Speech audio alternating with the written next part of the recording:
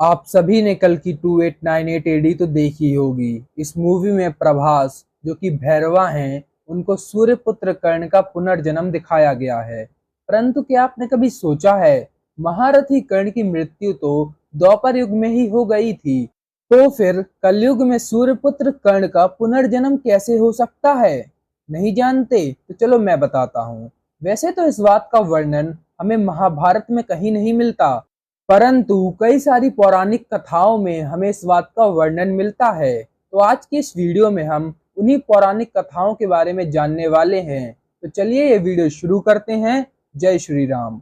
तो ये बात तब की है जब कर्ण और अर्जुन का अंतिम युद्ध चल रहा था। उस युद्ध के अंत में जब महारथी कर्ण भगवान परशुराम के श्राप के चलते अपने सभी दिव्यास्त्रों का ज्ञान भूल जाते हैं और धरती माता के श्राप के चलते उनके रथ का पहिया धरती में धस जाता है और अग्निहोत्री ब्राह्मण के श्राप के चलते उनके रथ का पहिया धरती से बाहर नहीं आता। उस समय महारथी कर्ण अपने विजय धनुष को रथ में रखकर रथ से नीचे उतर जाते हैं और अपने दोनों भुजाओं के बल से रथ के पहिए को बाहर निकालने लगते हैं।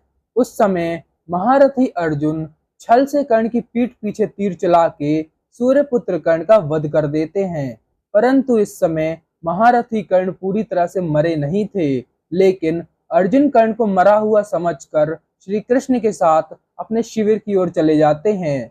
रास्ते में अर्जुन कृष्ण से कहते हैं, हे माधव, आप तो उस सूत पुत्र कर्ण को संसार का सर्वश्रेष्ठ धनुर्धर मानते थे, परंतु देखिए आज किस प्रकार मैंने उस दुष्ट सूत पुत्र कर्ण को मृत्यु के घाट उतार दिया।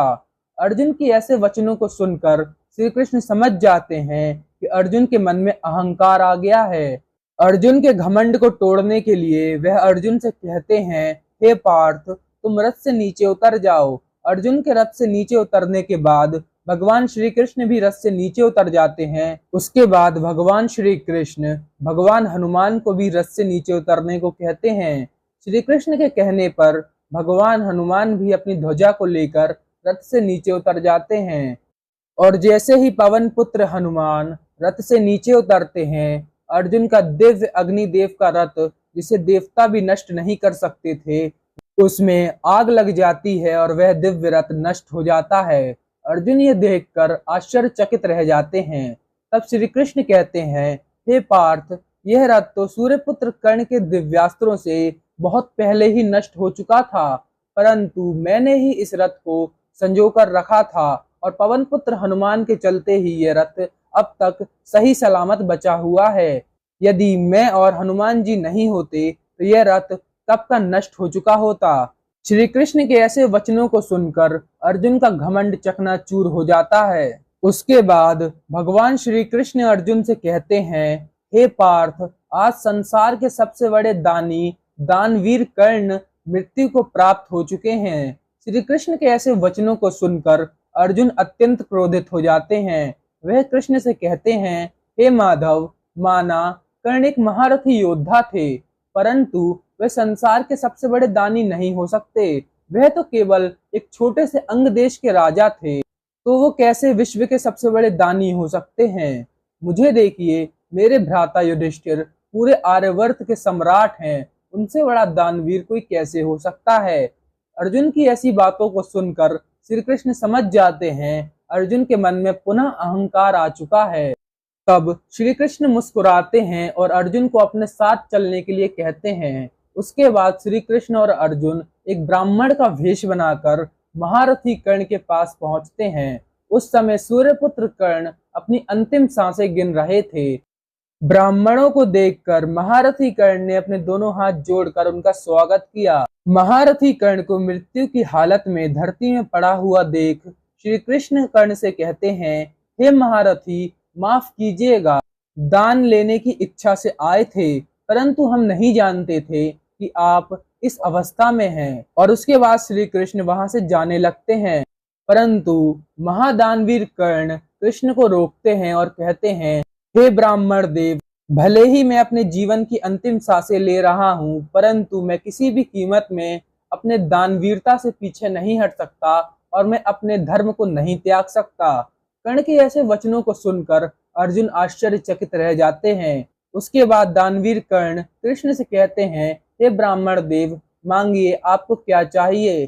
कर्ण के ऐसे वचनों को सुनकर भगवान श्री कृष्ण मुस्कुराते हैं और कहते हैं, हे दानवीर कर्ण, मुझे आपसे सोने का दान चाहिए। यह देखकर अर्जुन कृष्ण की ओर देखते हैं और आश्चर्य में पड़कर कहते हैं, हे माधव, इस मरण भूमि में कर्ण सोना कहाँ से लाएगा। ऐसा सुनकर श्री कृष्ण मुस्कुराते हैं और कर्ण की ओर देखते हैं।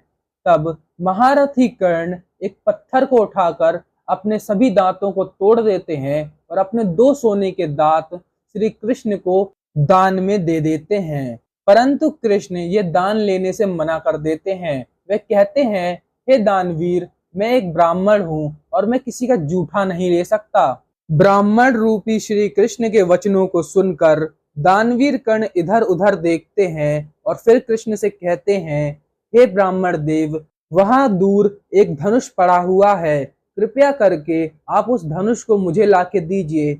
मैं अभी धरती में तीर चलाकर गंगा को प्रकट करता हूँ और इन सोने के दांतों को गंगा जल से धोकर शुद्ध करके आपको देता हूँ। कर्ण के ऐसे वचनों को सुनकर श्री कृष्ण कर्ण से कहते हैं, हे दानवीर, मैं उस धनुष को लाकर तो दे दूंगा, परंतु ऐसा करने से यह मेरा काम होगा और ब्राह्मण को उसके काम के बदले पैसे मिलते हैं, ना कि दान। श्री कृष्ण के ऐसे वचनों को सुनकर महादानवीर कर्ण अपनी मृत्यु के हालत में दर्द से कराहते हुए धरती में रेंगते खिसकते खिसकते उस धनुष तक पहुंचते हैं और उस धनुष में तीर चढ़ाकर धरती में प्रहार करते हैं, जिससे गंगा जल की धाराएं बहने लगती हैं। तब सूर्यपुत्र कर्ण ने अपने सोने के दांत को गंगा जल से धोकर श्री कृष्ण को दान में दे दिया।